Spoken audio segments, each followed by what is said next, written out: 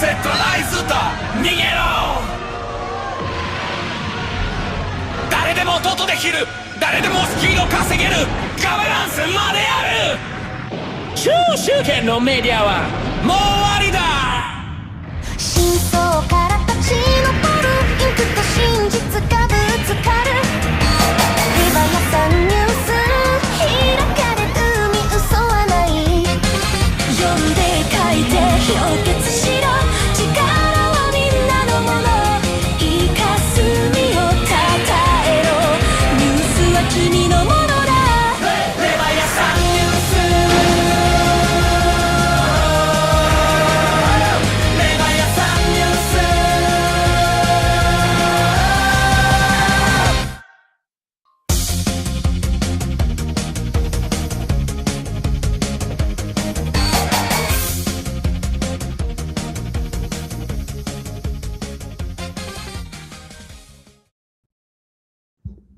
GM fam, today is Friday, February 6th, the first day of the rest of our lives, and for your sake, I hope it is your best one yet. I hope that you sold the Pico top and are sitting cushy in stables right now, because if not, we got a 4-year bear cycle ahead of us. It's going to be a little bit tough to weather it. If you haven't gone outside and touched grass, you got 4 years opportunity to do so. To help us get through this, we want to invite back our good friend and host of the Signaling Theory podcast, Logarithmic Rex. How you doing today, sir? Good, man. How are you? Man, I was talking a bit about it before stage. This could be a fun one. The vibes are the absolute rock bottom. Patrick Scott on X was pointing to this earlier today. The fear and greed index has only been this low 4 other times in crypto history. And you could probably guess what those times were. Like after the FTX collapse, after the Do Kwon collapse, after the Three Arrows Capital collapse. And now, COVID is the 4th. So sentiment is in the toilet. And you've always been a really good realist on this whole topic of like Ethereum and where it fits in the ecosystem. And like more than most people, like not here necessarily for like the Moon Boy meme coin, let's get rich quick, make it all back in one trade, but the underlying technology of it. So given what you've seen, has anything caused your faith in the underlying technology of Ethereum to waver lately? I think that if anything in crypto is legitimate, it's Ethereum for sure. I think, I think there's so much to say. I mean, first of all, I'm a little bit shell shocked. I'm a little bit lost for words. I was at Disneyland on Saturday, which incidentally, apparently I was there like 2 days after someone tested positive with measles. So like another thing we have to worry about on this. Oh, goody. 2026. But anyway, I was with like kids and I wasn't really paying attention, but at like 2, I opened up my phone and I think that was like the first giant, that might've been like 3,000 down to like 2,500. And I was just like, wow, fuck. And just to see the slide that's happened since is, I joined in 2021. I cannot believe that we maybe, but I'm not even sure if we did touch the all-time high of last time, and then for Ethereum, and then like are right back down to just undeniably bear market stuff. But what happened? I look back at last cycle. Everything feels like such a ghost town compared to what it used to be. Like, where is SPF? Where is Alex Mashinsky? Where is Do Kwon? Where is Three Arrows Capital? Where's like Jump? Where is like mostly in prison? Sure, but like, who was it this time? Like, what just happened? Where did my 4 years go? And I feel so bad for you because this is your first 4-year cycle, and you got the unqualified worst 4-year cycle of any 4-year cycle I've ever seen. What is this? A pump for ants?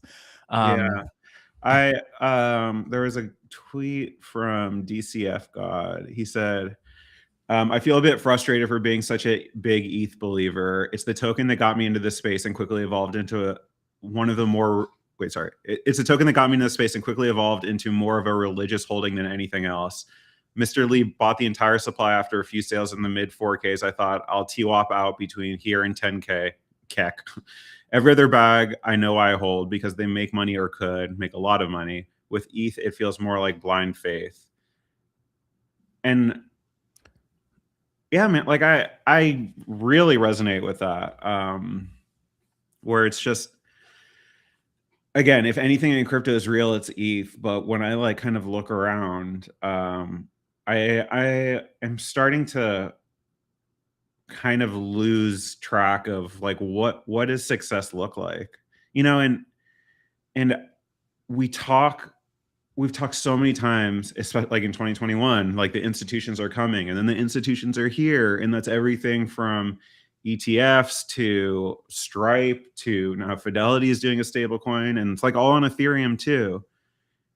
And every day I'm more just forcing myself to ask the question, like, when Fidelity is hiring like 800 people to do tokenization, but like, why is there any reason to believe that is relevant to us? Like, when Fidelity says tokenization, what does that mean?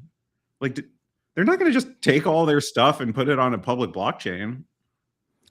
I mean, they could be hedging their bets, right? Like, it could be a public blockchain, it could be a private blockchain. It's just, you've seen how PYUSD basically pulled liquidity from Ethereum, put it on a Berachain when it thought that was the way forward. Yeah. So whatever their biz dev team decides is where they'll put it. Yeah, well, like, just to be like a little bit more meta for a second, like if Fidelity's like, okay, we're going to tokenize all our assets and it's going to be on Fidelity chain. Like, what did we do here? Like, in some sense, aren't assets tokenized anyway, but just in database tokens? Right. So we just basically like helped the industry upgrade their archaic standard onto one that we battle tested with our like losses, and they come out the winners. Or I don't even know if they're going to be the winner. So like anyway, they'll have slightly better. Yeah, like New York Stock Exchange will get 24/7 trading for securities that want to trade on NYSE chain. They've seen how we've traded our meme coins. They've seen how Curve has refined the algorithms to allow for a stable swap 24/7 pool. They've seen how Aave will allow New York Stock Exchange to have an Aave fork. I feel like the whole point of all of this stuff is like the decentralization and being on public blockchains, right? But like, I don't really think that BlackRock ever needed help developing an algorithm for stable swap, right?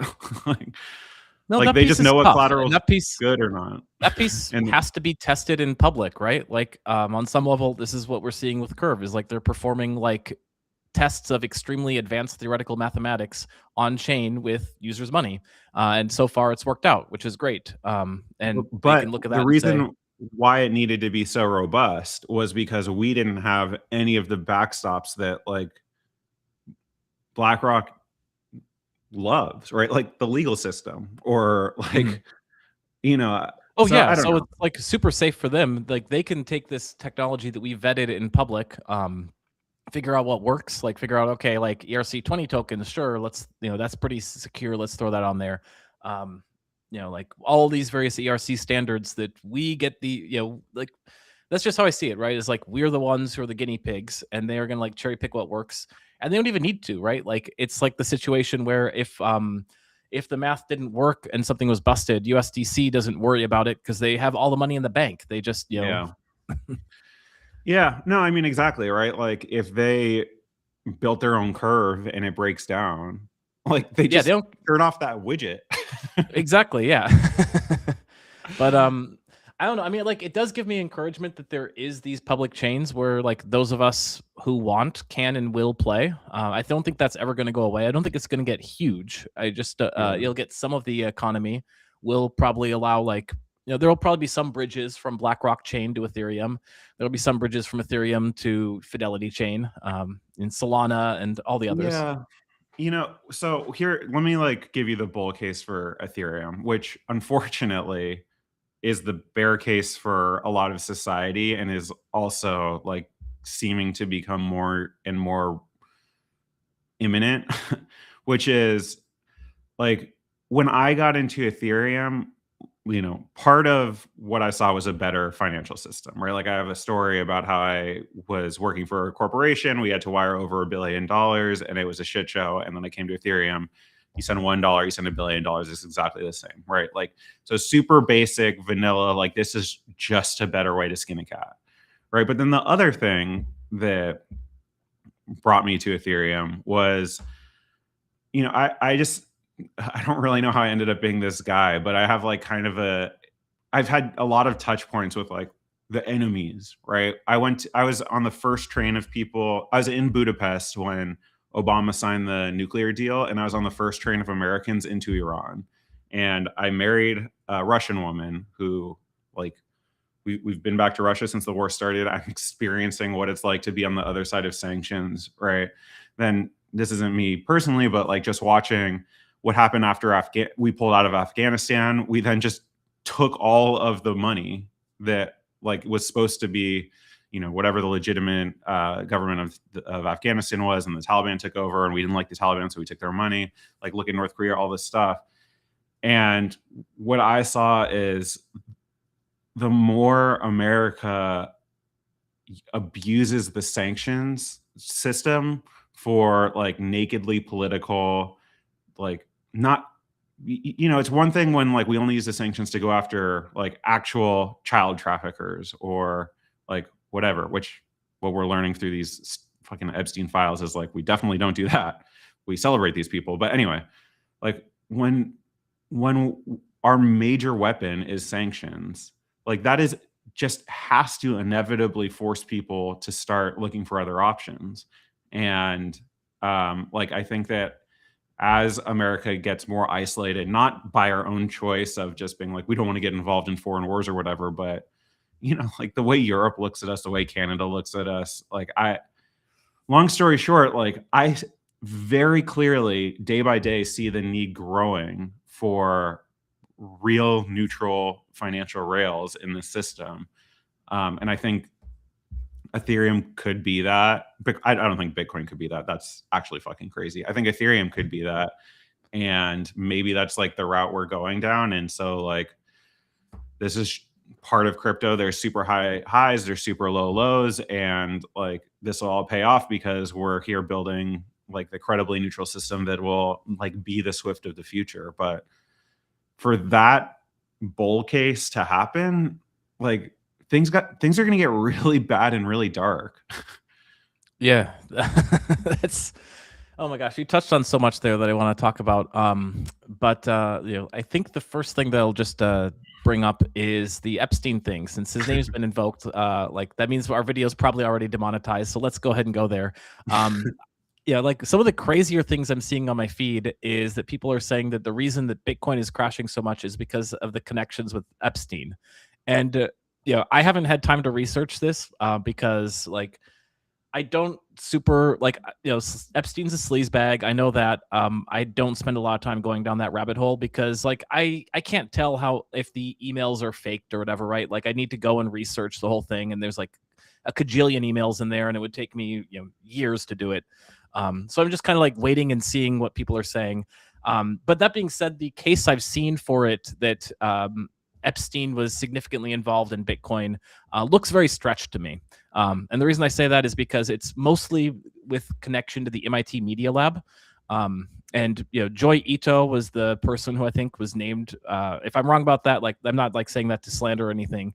I'm just saying that like I went to MIT around the time that they're talking about this. In fact, I got into Bitcoin according to these these theories that Epstein was involved in Bitcoin. I was at MIT before Satoshi allegedly got involved with Epstein, which is super late in the Bitcoin cycle. At that point, I was already like 6 years late to it. And I can also confirm that there's like almost like no interest anywhere around MIT in anything Bitcoin. If anything, MIT is like arguably hostile towards Bitcoin. So I don't think from my experience that it tracks. But I don't know. Like, do you think that it's actually the case that like Bitcoin is crashing because the Epstein files came out and it's linked to Satoshi? No, I definitely don't think it's that. But I mean, I do think I very much agree with you that it's impossible to know what's real. It's not worth our time. Like, and the unfortunate reality, like I would love to be wrong on this, but it really looks like there's going to be no accountability for this, so it's all kind of just irrelevant. It's just a But ton of what I noise. will say is, Bitcoin does come up seemingly like not in passing, but like as something that Epstein is genuinely interested in, and like we do have to reckon with like why did he like Bitcoin? Because he was doing the most heinous illegal shit, and Bitcoin facilitated that. Like again, I don't know what's real. What I kind of understand was that there was some drama brewing at JP Morgan over Jeffrey Epstein, and people like knew what he was up to, and some people were kind of getting uncomfortable and like trying to cut him off from some banking services, and that's really what drove his interest into Bitcoin. Which, by the way, is the same fucking thing that drove Trump into Bitcoin after he was debanked, which we can unpack that term later. But after he was debanked from like traditional stuff, after he incited a fucking riot to try to steal the election, that's when he turned to Bitcoin, and that's really like what led us to where we are now, right? But anyway, long story short, like not long story short, that's an aside. We should reckon with.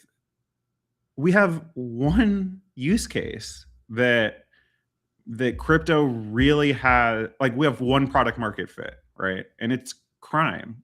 And like I would love to evolve past that, but outside of crime and speculation, like it's really hard to look around in this low moment of like real just carnage and ask, what do we money's used for crime? Sure. I mean, come on, man. Like if we're still doing that, we're still saying like, oh, you have to look at what percentage, like look at how Nigerian scammers are getting money out of people, right? Look at how North Korea is funding their missile program. Look at how Russian is breaking sanctions, right?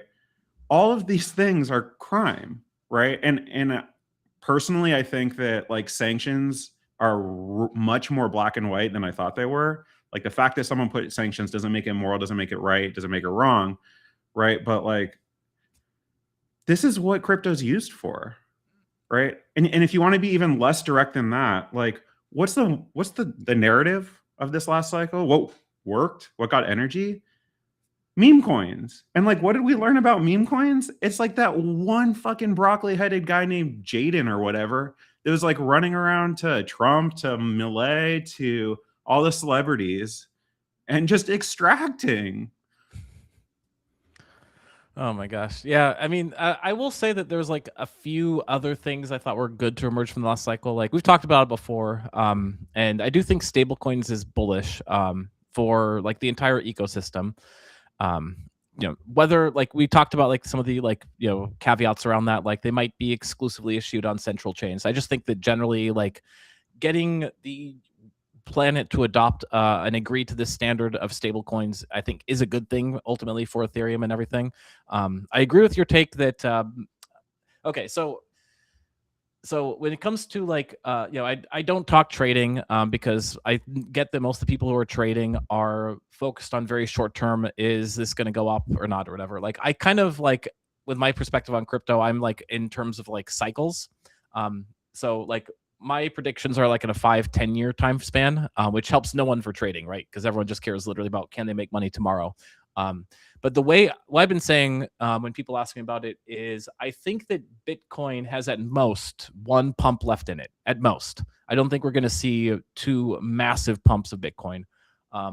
And that's around the time frame I think that we would see Ethereum surpass Bitcoin. Because I do think that Ethereum is building something real and much more interesting than Bitcoin. I think Bitcoin is I think it's Bitcoin's like doomed by its own design, right? Right.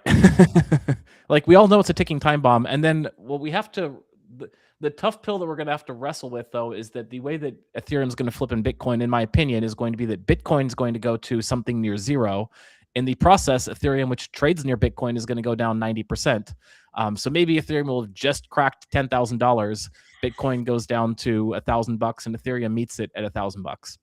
And flippins. But the entire ecosystem is rubble. Like, and mind you, I think that the way this might actually play out is quantum computing.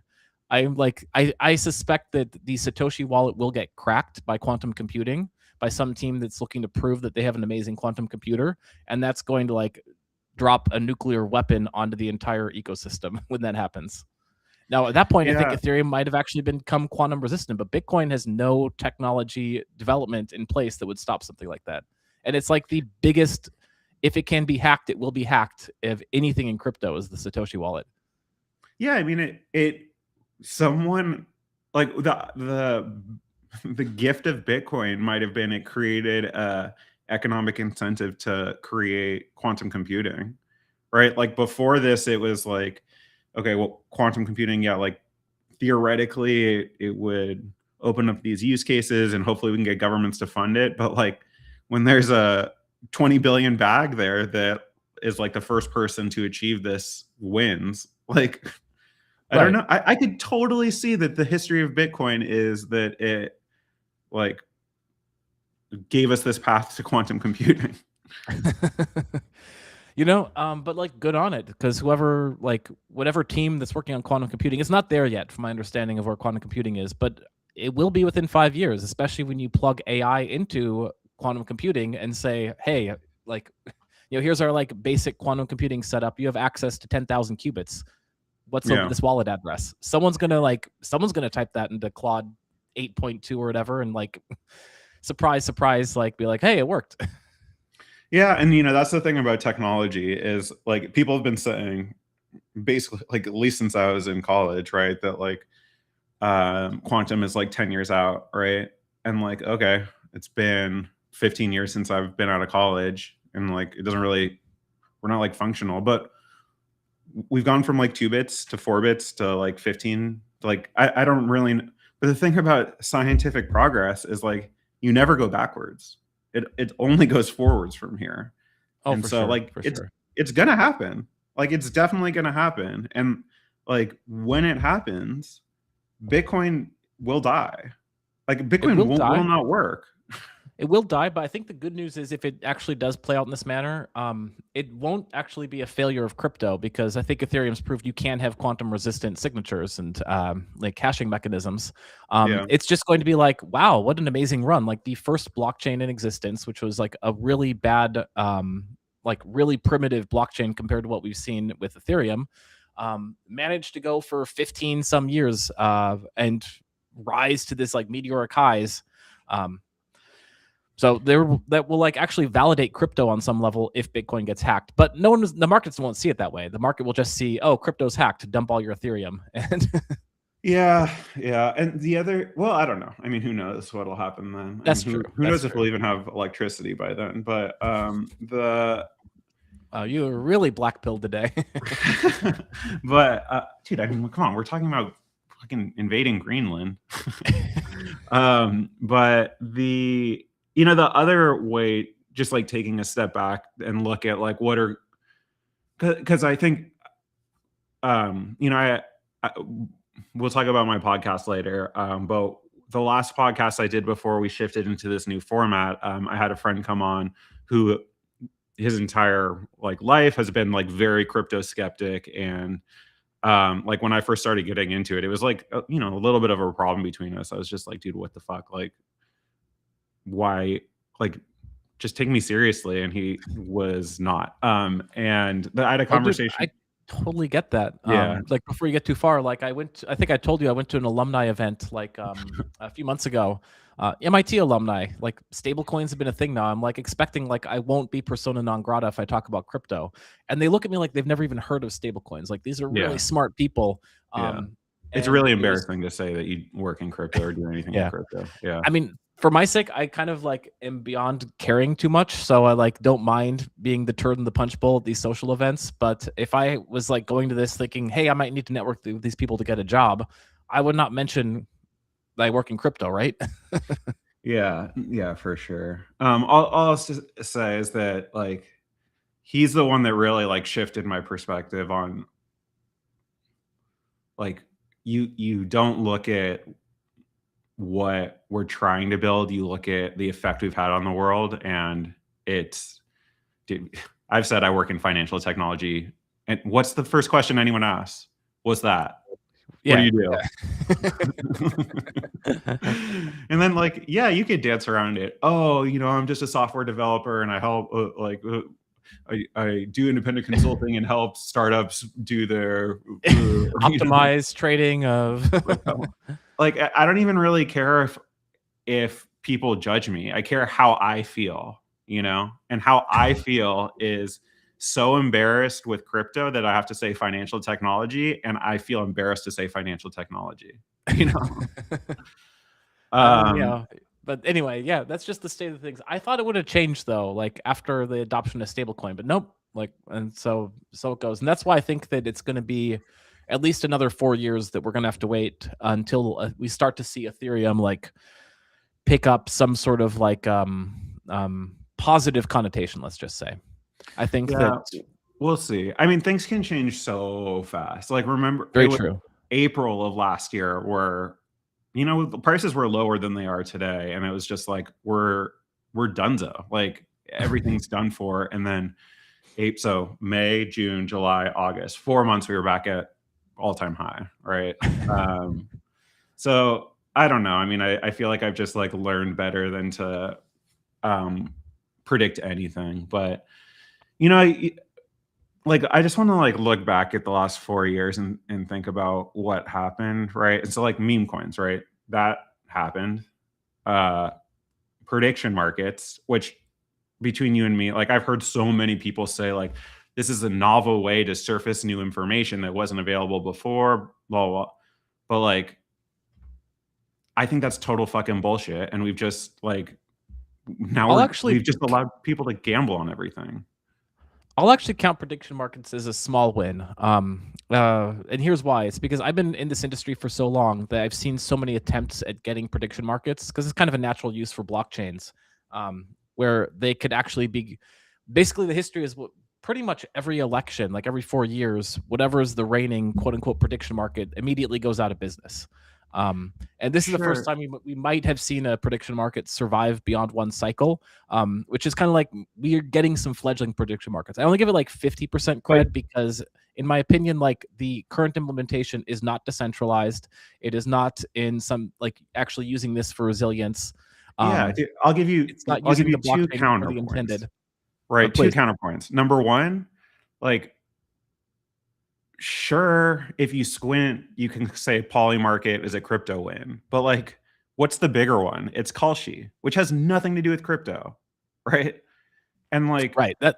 and then the second point that I'll make is like what you're saying is like, oh, I'll give some credit, like we did create something like new here that like we weren't able to do before.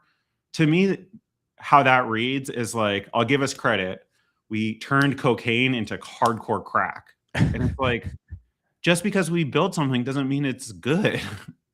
Well, yeah, the deleterious effects on society are very clear with prediction markets. I mean, everything I hear is that the gambling problem is just like massively ravaging a lot of people. A lot of Gen Z people like graduated into a terrible economy, and they're not going to be able to buy a house in 20 years. They can barely get a job, and they're just sports gambling and prediction marketing, and like it's not good for society. Like that's not.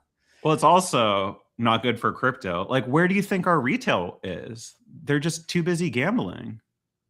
Right. And the gambling drives me crazy because I'm not a gambler. And I feel like really at odds with the industry I'm in because I'm not a gambler and I don't care about this. But, I do care about like Ethereum, like just, like as I mentioned, like I got a long time horizon. I'm going to be sticking around Ethereum the next 4 years, the next 8 years, the next 20 years, most likely. Because like I am still a believer in Ethereum. I'm still a believer in like a lot of the values that brought us to the space. And I think that despite kind of like the current sentiment and where things are, like I'm long-term bullish. But I do think we're in for a 4-year bear market. And I strongly encourage that anyone who's planning on writing it out, figure out how to make it sustainable. Like, you are not going to be able to spend 4 years checking X every day and frantically following it for signs that like something bullish is going to happen to crypto. Like, you need to figure out how to unplug. You need to figure out some other hobbies. And this is where like I'm actually interested in talking with you about Signaling Theory podcast and kind of the lately you've been doing some really, really good work on artificial intelligence and the singularity and how people are actually using this technology. And I'm a bit like fluffing myself here because you've had me on as a guest. So I say it's really good. Like depends on your opinion of me. I like me. So, but can I hear more about like Signaling Theory, like what you're trying to do, where it's going, the rebrand, everything? Yeah, I mean, it's first of all, kind words, thank you.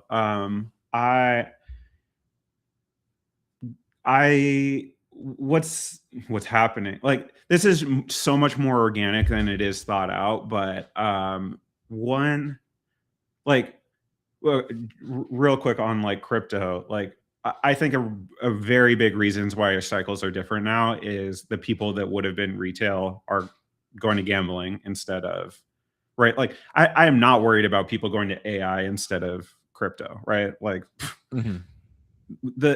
like it or not, it's not like the serious smart people like you and me who are like the energy of crypto. It's all like the bright-eyed bushy-tailed people that like come in and go. That's what drives the cycles. And like there's a reason why we didn't get that this time, right? They just went to sports gambling instead.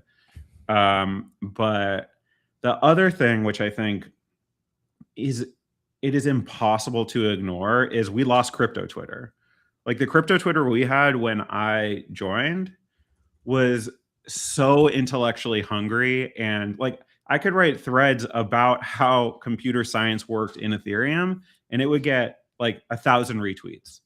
Now, like if I try to write something educational, like I'll get under 1,000 views, you know. And I think it is a huge factor that the town square in which that defined the parts of crypto that really brought me in is gone. And so to get back to my podcast and what we're doing now, like that is not just reflected in the things people are tweeting about, but there's really just no juice left in the intellectual conversation. Like all crypto podcasts just don't know what to talk about and don't have anything to talk about and are not getting audiences. Like look at Blockworks. They're essentially cutting their entire like media stuff. And so, you know, that's just the reality of the world we live in right now. And frankly, I was just tired of creating podcasts for me to listen to. And that, you know, on the side, I've been spending like, 12 hours a day working on Claude code. And the realization there is like, I have no idea if I'm doing this well. If there's very obvious things that other people are doing, I have no idea how other people are doing it. I've felt just so isolated using Claude code. And my thought was like, I want to talk to people about how they're using it. And so that is like the format that we're a little bit pivoting to in this podcast, which is to say like, I want to have organic conversations, like it's like friends in a room, talking about how they're using Claude code or Codex or whatever, what they're learning, things they're trying, how they failed. And, I think it can be good content because all of us are having the exact same feelings and problems and sense of isolation. But also too, I like in this new format, I don't really care if people are listening or not. What I care about is like, I need this. Like I need to be socializing. Like we're humans, like we're built around socializing the things we're working on, the things we're achieving, the ways we're failing and learning from each other. And so, I think with all things startup, with all things entrepreneurial, like you start with what do you need for yourself, like build something for yourself, and then start to calibrate that towards working towards an audience. So anyway, that's the journey and what we're talking about. And right now it's really shifted more into like how to use vibe coding tools. But I do hope that over time, maybe in specific episodes or throughout episodes or whatever, we can figure out where's the intersection between how you can use vibe coding tools to create apps, and then how can you integrate blockchain technology. And like, I don't know how long it's going to be until we can use LLMs to write smart contract code. Like, that seems very dangerous. But like, Hey, why don't we just use SDKs? Like, let let's someone put a else pin do on that. Yeah, go ahead. Let's put a pin on that and make that our topic. You're going to ETH Denver. I'm going to ETH Denver. We talked about doing a live stream. Let's make that the topic in 2 weeks and record live because I'm also like, as one of the things we mentioned a lot in the podcast is that the best way to use Claude Code is to spin a lot of plates at the same time. Yeah. So I've got like consistently like 10 different projects going at any given time. And when I'm doing it, I'm like kind of doing a sanity check. I'm like, well, like I'm a crypto maximalist. Does it make sense that I'm doing this? And I kind of like do a mental count of the projects. And of those like 10 projects, I basically find that like half are crypto related in some significant degree. The other half are not. But in the majority of those cases, they're quite likely to go into crypto in some way, shape, or form if the project actually takes off in some meaningful fashion. And I've already started using Claude Code in some cases where it's like organic and makes sense to like use like native Ethereum wallet technology. And Claude is very good at it, is what I can say. Like, it works seamlessly with it and can interact like and do meaningful transactions on chain and applications built on chain without much friction. And it kind of has me excited because most of these are not like financialized applications, which I think is something Ethereum needs to step away from. They're just like I've told you about like the kind of stupid like consumer facing apps that I'm working on. And I think it could be interesting to do a deep dive at ETH Denver where we like talk about like that topic specifically and maybe find some other people like in the ETH Denver community that can talk on this subject. Yeah, for sure. I mean, I think that's a great idea for 2 weeks. What I'll say, so going back to like 2022, the theory, like for the year of 2022 and 2023, the theory that I was like really confident in, and like, egg on my face, right? But was DeFi had it's even easier to see with NFTs, right? Like, these technologies were interesting and novel, and they created a total explosion of activity and TVL and users, and they brought in so much far beyond what was legitimate or sustainable into just like real monkey business, right? And that's everything from actual scams to like, I don't know, can you call Ohm a scam? Like, I don't know, maybe you could, but like, if it had worked, you can't. If it doesn't work, you can. Yeah. And what I'll say is like, I remember being in the Ohm Discord like that. It really felt like the smartest people in the industry were really trying to build something novel, even if it in retrospect was pretty dumb and destined to fail. Like, that is not how meme coins felt.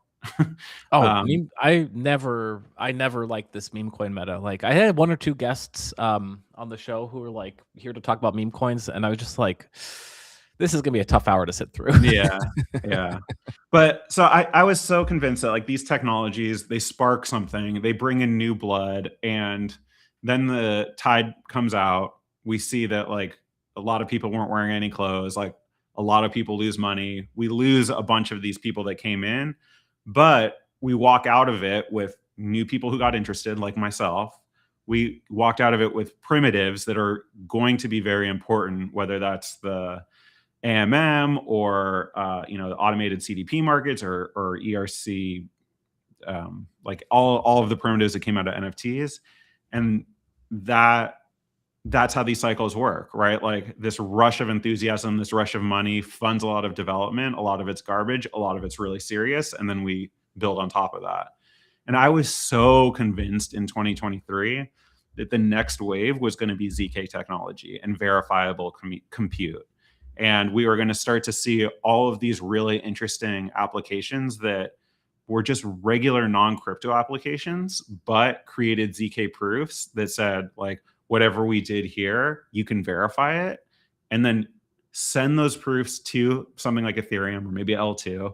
Those would be verified on chain, and effectively what you're doing is taking that off-chain compute and putting it on chain through ZK proofs. And like, I have some theories. I think EigenLayer really just fucked that up a lot. But I can go on and on that. But I think the promise of ZK, like, it never even got off the ground.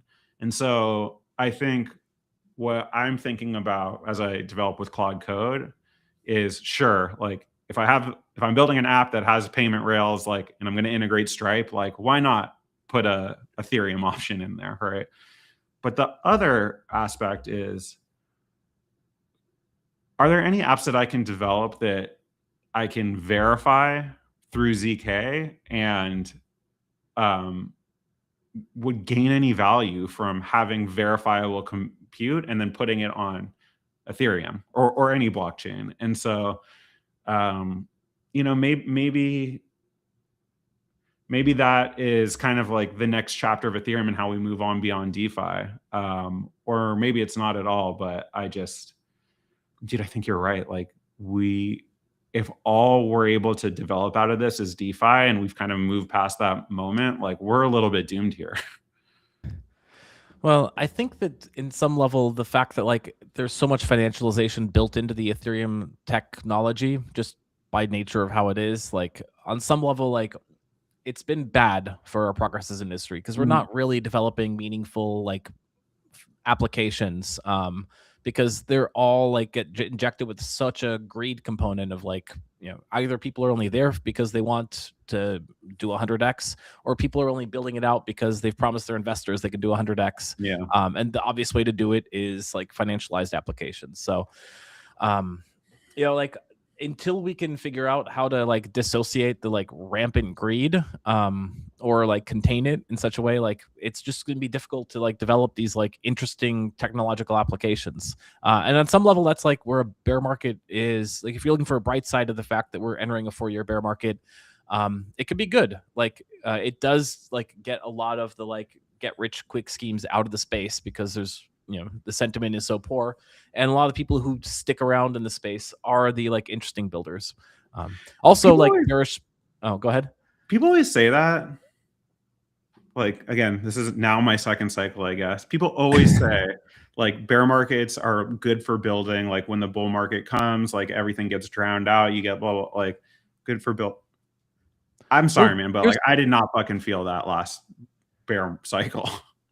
Well, here's what I mean by it. Like, this past 2026, Vitalik has been blogging very heavily, which I count as a good thing. Like, whenever Vitalik is blogging, it's great. And he's done this before in the past, and it like kind of coincides in my like estimation with bear markets, or maybe it's just like his voice comes through much clearer in bear markets and it gets drowned out in bull markets. And the stuff that he's saying is stuff that I don't think you could say in a bull market. Like, he's like basically like declared open war on L2s. I don't know if you read his latest blog posts. Like, I don't know if he would have dared to try that during like the peak of the L2 frenzy. But I'm glad he is like actually like taking a sledgehammer to like the L2 thesis, especially now that like there's been so much work done on Ethereum scaling. And similarly, like, when he's not blogging about like, hey, the Vitalik meme coin might be another 100x. Like, he's talking about like interesting novel mechanisms for how you can have social networks built on Ethereum, and not in a way that's like financialized. So it's like, that's kind of the energy we need in the space. And that's where like I see the builder type discussions can actually happen when the kind of like fog is cleared. Yeah, I agree with you. I'm trying to Yevgeny, oh my God, I married a Russian. I'm still terrible at Russian names, but Yevgeny Gavoy, Wishful Cynic on X, yeah. I think. Very good thread. I submitted that to Leviathan News and earned some squid. Yeah, so he's the founder, owner, he's Wintermute. Yeah, involved with Wintermute. He's the founder and CEO of Wintermute, I believe. And actually, AI told me that because I submitted the headline, and I was about to like yell at the Perplexity or DeepSeek alternate headline that was suggested, where it's like Wintermute founder. I was like, he's not the Wintermute founder, and oh, he is the Wintermute founder. Good work. Yeah. Okay, I can't find the tweet right now, but the TLDR is that he kind of like pointed out that all of like the thought leaders are gone. Like Vitalik's the only like major thought leader that is like pushing the conversation. I don't know if you can find it, you can get the actual words, but I do think that there is merit to that. Like I just, I think Solana is not interest. I have a lot of problems with Solana, but like at least those guys were around. Like what's it like? Totally was talking about blockchain like it was changing things, and like I like to see Vitalik in the arena trying to push the conversation forward, but it is not. I don't know. I don't know where the like say what you will about Do Kwon and SBF and stuff, but like they were here in the arena talking about things like they mattered. Right. So I guess what I'd say is if you actually are a person who is committed to this space on a long-term basis, and within 4 years you expect that Ethereum will kind of emerge from where it's at now, I think that now is the opportunity because like you found out when you joined the space 4 years ago, you can kind of enter the space and join the conversation and like gain credibility, I guess. Like now the space is so devoid of things, you might actually be able to like tag Vitalik and give him thoughts on his blog post, and he'd probably be like, oh, hey, that's really cool. Be able to get Vitalik on Signaling Theory podcast. And that's not an opportunity that you would have in the bull market, but in the bear market, like if you actually show up and put in the work, like you might be able to like, leapfrog the kind of career ladder. Yeah, I understand that sentiment. Like I hear people say similar things a lot. I mean, I guess my just like doomer feeling right now while we just watched ETH drop 30% in a week is like the reality is in bear market, it's like who the fuck wants to be on podcasts? Like well, it's wise that you're pivoting and focusing, not pivoting, but like expanding your podcast to focus on AI. And maybe you'll eventually like do it as like the intersection of AI and Ethereum, which would be what ERC 8002. Yeah. If you're asking why, I mean, look, I'll just be honest. Like that's what I'm interested in. I think it's a smart move. I think it's a smart move. Like we got a 4-year bear market, and you have to focus on things outside of crypto, or you're going to literally go insane. Like that's the only reason I've been in this industry for over a decade, and I don't think I'm crazy. It's because like I know when things get bad, I can walk outside and look at the sunshine. Like you can go run, and all these problems disappear when you go for a run, right? Like. Take time to focus on your family, take time to focus on your health, take time to focus on your community, take time to cultivate hobbies outside the blockchain. And the next 4 years will be a lot better is my advice to anyone who's listening. For sure. I feel like a little bit burned because I feel like that was the advice that I was given 4 years ago. And like that's kind of all I had to show for it. I mean, yeah, and I go back to what I said at the beginning. I feel so bad for you joining in anyone who joined this decade got the short end of the stick for sure. Like it's just been horrible. But also like I think your pivot is realistic. Like at the end of the day, I feel like I am a interesting technology maximalist more than anything. And for a long time that was DeFi and crypto. And there's still some interesting stuff happening, like these discussions with Vitalik. But by far in the past 6 months, the most interesting to happen has been Claude Code. Claude Code sets such a high bar for things, in my opinion, which I've not been shy about. Like we passed the singularity, and there's a small segment that is like you and me running towards this and embracing it and having so much fun, kind of at the frontier of this technology. And 99% of the world seems to not have noticed. So yeah, that's a bull run in my opinion. Like if you are feeling burnt by crypto, focus on AI for now. Like it doesn't mean you're betraying crypto, and because you could always go back to crypto, and you can use AI to code with crypto. It just, if you're missing the AI train right now, like you might feel like you're missing Bitcoin in 2010 or 2009 or whenever Epstein was inventing it. Yeah, I agree with you on a couple of things. One, I think, I think what is kind of undeniably dead is the era of crypto where it's just where we're just building things on speculation that like the next guy, like the real Ponzi aspect of like, let's just keep speculating and someone will come in after us to buy our bags.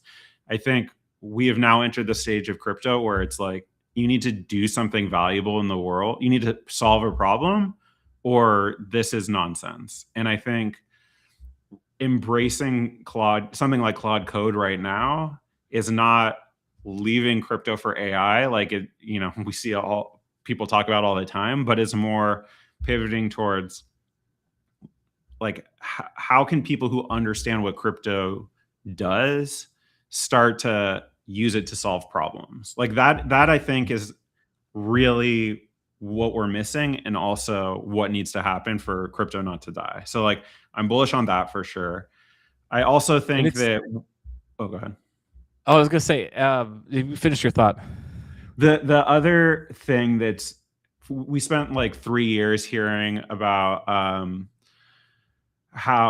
Robo Odin's talking. These are interesting things. We can get back to it, but I spent 3 years like watching, I'm leaving crypto for AI, and then seeing them like create or join these startups that were just so stupid that had like a plug into AI, right? Like, it's an email client, but like we use AI to organize everything really good. And every time I saw someone leave crypto for AI, I was like, that is really dumb. Like that is chasing the same bag that they were chasing in crypto. What's happening with Claude Code is not the same thing. Like I am not, 100%. When I use AI to build stuff, I am not building anything with AI features. I'm building just regular applications that humans could have done a year ago. It just would have taken a team of 40 people 6 months to do what I can do myself in a week. And so I think when you say like pivot to AI, there's a huge distinction between how can I create a startup that like has AI features that I can sell to VCs versus how do I use AI tools to make non-AI things? Like that second thing is what I'm super bullish on. And I want to be clear to anyone who is trying to rush into AI because it's the gold rush. Because the same headwinds that face crypto that you just identified, I think, are very similar to the headwinds that face a lot of the vibe coding I'm seeing now, which is essentially that like software has become almost free. Like it's never gets to be completely free because there's still a lot of time that humans have to spend in iterating it and debugging it and whatnot. It's just like you can build wildly ambitious, massively like sprawling applications in 20 minutes, whereas before it would take at least 2 months, which means that like there's more software applications that can and will be launched in the next few years and just not even have any users than I think we've ever seen before. And I think this hits crypto because it means that like people can launch another perp DEX within minutes and there just won't be anyone showing up at the door to use it. And it's going to also be the same problem that nearly every single like vibe coded AI application also has, which is that the public is kind of to Robo Odin's point that he had in the screen here a second. I'll bring it back up. Most people aren't in front of their computers 20 hours a day like you and me. Like most people do not have the attention to like check out 15,000 new websites that launched yesterday. So there's actually like a human demand problem for some of this technology. And that's going to be a tough thread for both AI and crypto people to like be okay with. Yeah. I mean, bringing up just Robo Odin's thing. I mean, I do think like it's impossible not to acknowledge that like people are really feeling pain right now. And it has been like a consistent tightening of the pressure since 2022, since rates went up. And I go back to the 2009 financial crisis. Like for sure, tough for a long time. But people felt rich in 2020 and 2021. Like that maybe was like not maybe, it was definitely an anomaly, but like nobody has felt rich in the 2020s. I agree with that, except maybe like Elon Musk and yeah. Warren By the way, I Buffett. just saw like this is the most tone deaf. I mean, Elon, I have very little respect for and think he is kind of the worst. But the most pathetic thing I just saw, he tweeted on February 4th, whoever said money can't buy happiness really knew what they were talking about, frowny face. And I'm just like, are you kidding me, dude? Are you kidding me? Like, people are homeless, and you 850 billionaire are saying, money can't make you happy. Like, come on, man, get fucked. It's really hard to not be happy on a jet ski. Well, I think that at some point the like wealth inequality is going to break, and it's going to be bad. And I'm not going to be out in public wearing this suit when that happens, for sure. Dude, I mean, not to get like political, but like what I understand is how I understand. My understanding of the state of the world today is that American capitalism failed in 2008. And instead of doing anything about it, we just reinforced it, created like a more like reinforced version of a completely unstable situation where the rich are getting richer at an accelerating rate. And that became so unsustainable that the choice is either a radical like redistribution and change, which will never, the Democrats are part of this. Like the idea that the left in the way, anyway, it either needs to be a radical change, or you have to go into fascism to say the government will enforce capital, and like put the boot down on people who are like dissatisfied and trying to rise up. And like, that's what we're experiencing right now. Like, this is the exact same thing that happened in Germany, where like capitalism failed and the choice was either to reform or to like continue going the same way, just using force to keep people in this situation. I mean, it seems very clear that America, like you say, the capitalism thing is at the end stage, and that doesn't end well. And it seems that the remedy that the leaders have decided on is to lean explicitly into the empire phase. Right? Like, there was the 500 years of Rome as the democracy. Yeah. And you know where the empire phase leads. It's not like it has one ending, and it's kind of like this like entropy. And in Rome, it played out over 500 years. I know people like to talk about Rome. It's not going to play out in 500 years because things move so much faster. It might play out in 5 days, like the worst 5 days of all of our lives. Yeah. Or, I mean, there's a way to read history where it's like, I mean, that's true. He has to hold on to what's left by force. Like, yes, for sure. But like, you can look at the way history works is capital concentrates to a point where it's unsustainable. And then there's utter destruction through total war that kind of resets the clock. And then we go back through the cycle, right? And you can trace that first, like where I like to start this story, but you can definitely go back further, is French Revolution leads to like World War I and II, leads to where we are today. And like how it's the same thing every time. It's like inequality gets solved by essentially everyone loses so much that it doesn't matter how rich you are. Like, yeah, you probably lost all your shit or died or whatever too. And then you can redistribute, and then like we start again. Well, that's awfully bleak. Yeah. So see you in Argentina. No, man. I feel it, and I think it matches the vibes. People are not feeling super positive today. Is there anything though that I've borrowed an hour of your time. I want to make sure I'm respectful and let you get on with your Friday. Let you get out and touch grass. Like, is there anything that any reason for optimism over in the Logarithmic Rex universe? Yeah, I mean, look, I think at the end of the day, like, life is good. Like, surround yourself with people that you love. Like, just find ways to make yourself happy. I think, it's impossible and probably irresponsible to ignore what's happening right now. And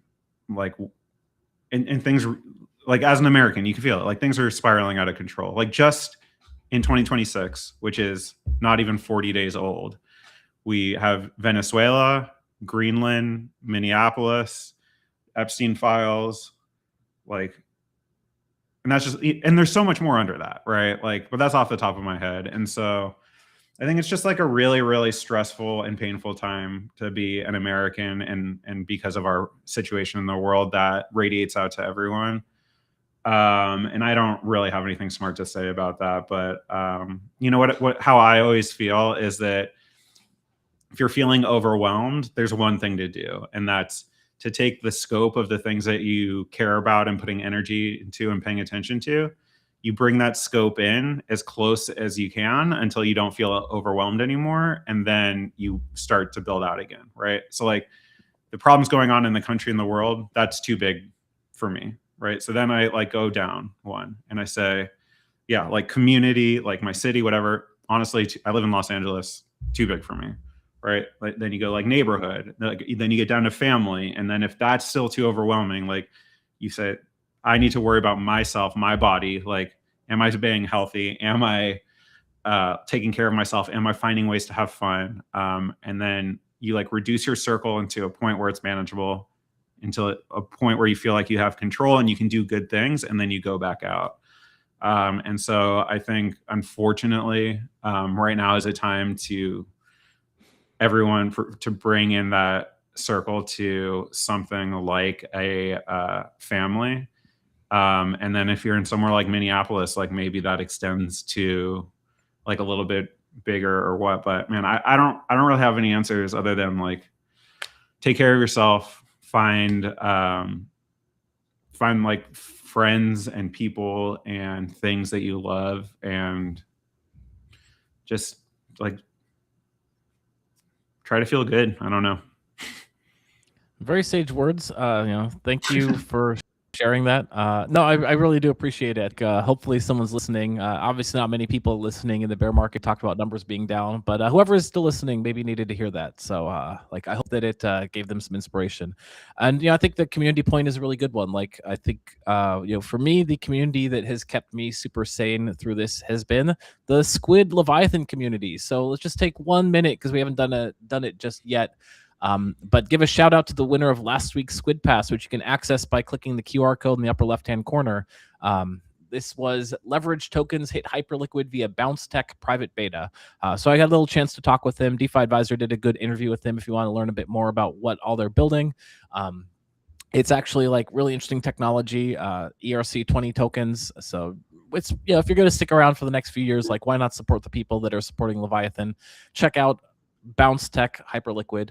If you're interested in changing the owner of the Squid Pass, we are redoing the auctions. So instead of expiring during the Llama Party, they're going to expire on Monday. This is good for me because as the person who was basically like trying to keep the ship running, it was always like a bit frightening to like try and debug issues while I was trying to host a Llama Party.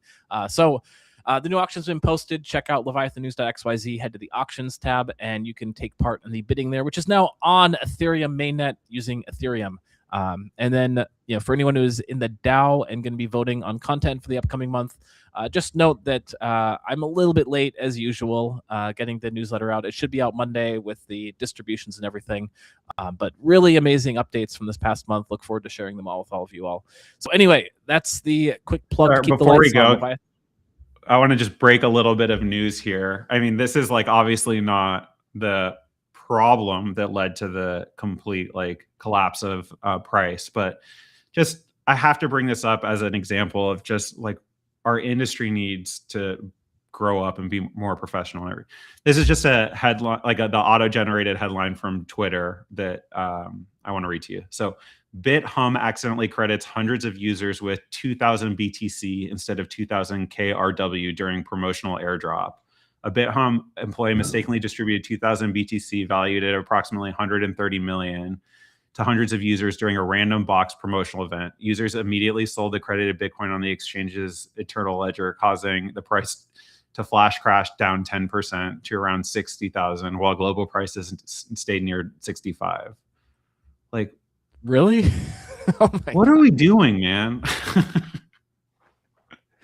That is so funny.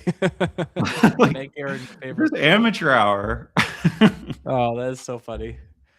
Epstein's rolling in his grave. Yeah. Epstein's Nakamoto. Oh my gosh, man, that's wild. All right, man. Anything else to shout out, or should we call it a successful llama party? Yeah, man. I mean, I call it a successful stream. I think this is a pretty bummer party. And That's yeah, I most of my think the parties, most man. important thing is like everyone's allowed to like feel down. Everyone's allowed to like shit on stuff. But like, I don't know. You got to be optimistic about like the future. You know, it's like when people say like, oh, is it like moral to like have a baby because of like how bad things are and like how bad the environment is, and it's just kind of like, I don't know, man. If we surrender to that, then like, what's even the point? Like, we're just done, right? So like, I do at the end of the day believe in like optimism and belief that even at the end of the roller coaster, things end up better. And I'm sorry we just spent an hour and 5 minutes just talking about the complete and total opposite. Well, I'm optimistic because I know I'll be able to catch a Signaling Theory podcast every week. At least that's been the cadence so far, and it is really high quality content. So good job. Thank you. All right, friends, another llama party in the books. We hope that you are off to big things. Today is again Friday, February 6th, and Squids, we will catch you on the next